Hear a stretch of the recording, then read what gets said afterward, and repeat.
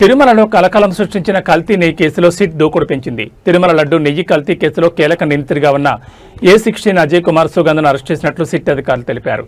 Ajay Kumar monoglycerides, acetic acid ester వంటి రసాయనాలను బోలే బాబా కంపెనీకి సరఫరా చేసినట్లు దర్యాప్తులో బయటపడింది. ఈ కెమికల్స్ను పామాయిల్ తయారీలో వినియోగించి అదే పామాయిల్ను నెయ్యి పేరుతో తిరుమల లడ్డూల తయారీ కోసం సరఫరా చేసినట్లు, ఆ నెయ్యిని లడ్డూల తయారీలో ఉపయోగించినట్లు సిట్ గుర్తించింది.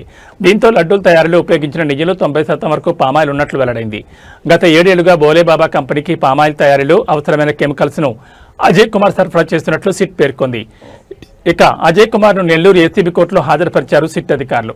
దీంతో అజయ్ కుమార్కి నెల 21వ తేదీ వరకు రిమాండ్ విధించింది ఏసీబీ ప్రత్యేక న్యాయస్థానం.